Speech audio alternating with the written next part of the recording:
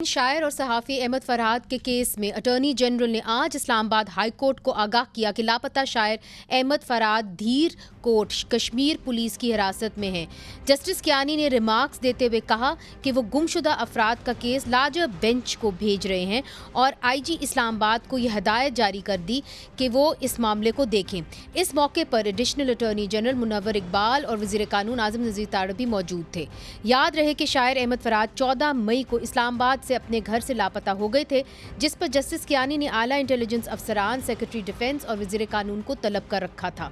Justice Kiani का मजीद कहना था कि इनका किसी एजेंसी से कोई ज़ाती अनाद नहीं है, बल्कि हर एक इदारे को अपनी अपनी आईनी हदूद में चलना चाहिए। इस हवाले से बात करने के लिए हमारे साथ मौजूद है अहमद फरहाद की वकील ईमान हाजिर मज़ारी साहिबा और अहमद फरहाद की अहलिया सईदा अरूज ज़ैनब साहिबा। सबसे पहले ईमान मज़ारी साहिबा, मुझे ये बताइए, आज जो कुछ भी अदालत के अंदर हुआ, ये तो अब इस बात का तयन कर लिया गया है कि अहमद फरहाद साहब इस वक्त आज़ाद जम्मू कश्मीर की पुलिस की तहवील में हैं।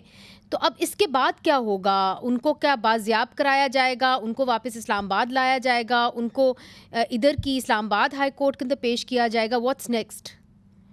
असूलन तो यही होना चाहिए था कि अहमद फरहाद को आज इस्लामाबाद हाई कोर्ट में हुकूमत को पेश किया जाना चाहिए था, लेकिन क्योंकि हुकूमत ने आकर कोर्ट को डिसीव किया, गुमराह किया, उन्होंने गलत बयानी की और सिर्फ एक पर्चा दिखाया दीरकोट पुलिस स्टेशन का। और जब उनकी अहलिया उधर पहुंची, और वो आपको ऑब्वियसली इस पर ज़्यादा बताएंगी, लेकिन उधर दीरकोट पुलिस ने कहा कि हमने तो मुजफ्फराबाद पुलिस के हवाले कर दिया है और अब जो हमें मालूमात मिल रही है, लेकिन दूसरा हमें पर्चा नहीं मिला, उसमें अपेरेंटली टेररिज्म की दफात हैं, एनमिटी बिटवीन डिफरेंट ग्रुप्स की हैं, अटेम्प्टेड मर्डर की हैं। तो ये तो बेसिकली आज गलत बयानी हुई है अदालत में हुकूमत की तरफ से, और इसका एहतसाब होना ज़रूरी है। तो इंशाल्लाह जब ये हियरिंग लगेगी फ्राइडे को, क्योंकि आज भी जज साहब ने ये बात की थी कि मैं डिस्पोज ऑफ आज नहीं करा, आप कंफर्म करें कि क्या वो उधर है, ठीक है, और फिर मैं फ्राइडे की डेट दे रहा हूँ। लिहाजा फ्राइडे को हम ये सारे इश्यूज कोर्ट के सामने रखेंगे।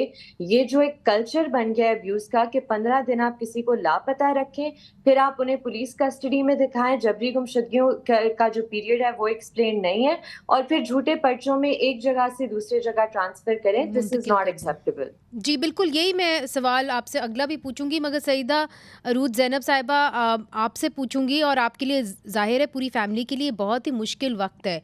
तो क्या अब पता नहीं चल रहा कि आपके खामन जो है वो कहाँ हैं? क्या वो मुजफ्फराबाद में हैं, चाहे वो दीरकोट में हैं, किधर हैं, और कैसे वो इस्लामाबाद से गायब हुए अपने घर से और फिर मुजफ्फराबाद और आज़ाद जम्मू कश्मीर में बताया जा रहा है कि वो हैं? जी देखिए, जैसे सुबह कोर्ट में वजीर कानून जो है हमारे, उन्होंने बताया कि वो धीर कोर्ट में हैं 186 के तहत।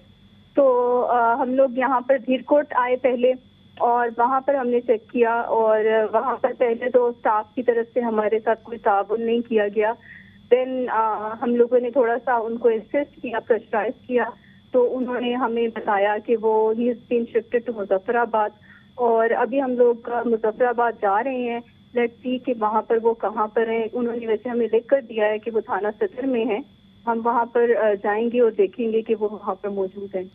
और ये जो आपके खावन के ख़िलाफ़ इन्होंने जो कुछ एफआईआर में दर्ज की हैं, अटेम्प्टेड मर्डर का एक है शिक, फिर कार सरकार में मुदाखलत का है, एंटी टेररिज्म की भी कुछ शिक्के जो हैं वो उन्होंने इन्वोक की हैं, इसके बारे में आप क्या कहेंगी? चूँकि आपके जो खावंद हैं वो तो शायर हैं, सहाफ़ी हैं।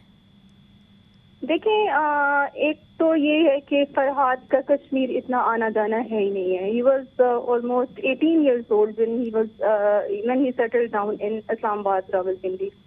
तो मुझे ये समझ नहीं आ रही है कि एक शख्स किस वक्त आएगा यहाँ पर कश्मीर में और डकैती करेगा और कत्ल करेगा। I don't know, I really can not understand. और दूसरा ये कि आपको ये पता है कि ये इनका एक फिक्स जो है वो मोडस ऑपरेंडी है कि अगर इनको ये रिलीज करना पड़ रहा है तो ये इसके बाद इन्होंने ये एक शुरू कर दिया एक वजह फरहाद के लिए, लेकिन will deal with that also इंशाल्लाह। جی ایمان مزاری صاحبہ، یہ جو جورسڈکشن ہے اس حوالے سے آپ سے پوچھنا چاہ رہی ہوں کہ کیسے اسلام آباد سے وہ غائب ہوتے ہیں اور پھر آزاد جموں کشمیر کے پاس پولیس کے پاس وہ کیسے چلے جاتے ہیں؟ ان کی تو رسائی ہے کیا؟ قانونی طور پہ رسائی ہو سکتی ہے ان کی فیڈرل ٹیریٹری کے اندر؟ جی یہی بات ہے کہ اور ہم نے آج اسلام آباد ہائی کورٹ میں بھی ریز کی کہ کیسے ہو سکتا ہے کہ شخص کو اسلام آباد کی جورسڈکشن سے اٹھایا اور اب وہ کہہ رہے ہیں کہ وہ کشمیر کی جورسڈکشن میں اریسٹ ہوا ہوا ہے.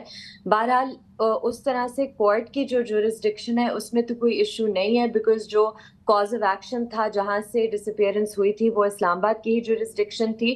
اینڈ ہمارے پاس ہمیشہ یہ آپشن اس ریٹ پٹیشن میں اویلیبل ہے کہ ہم اپنی پریئر بھی مزید امینڈ کریں، کہ ہم اپنی پلیڈنگز بھی مزید امینڈ کریں. ہم نے آلریڈی ایک پریئر اس میں ڈالی ہوئی تھی کہ جو یہ جبری گمشدگی کا پیریڈ ہے اس میں جو لائبلٹی ہے فکس کی جائے پرپیٹریٹرز پر، تو وہ جو ہماری پریئر کلاز ہے اس پر ابھی تک کورٹ ایکٹ کر سکتی ہے. اور آپ مطمئن ہیں کہ جو آج جج صاحب نے ایک فیصلہ کیا کہ لارجر بینچ کی طرف انہوں نے کہا ہے کہ جی ہم اس کو ریفر کر دیں گے اس کیس کو؟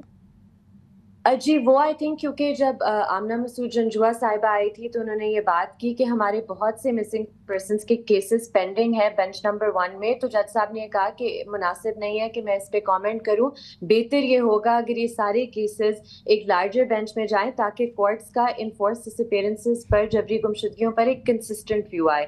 تو اب دیکھیں گے کہ ریٹن آرڈر میں اگر اس پر اسپیسیفکلی کچھ لکھا ہوا ہے.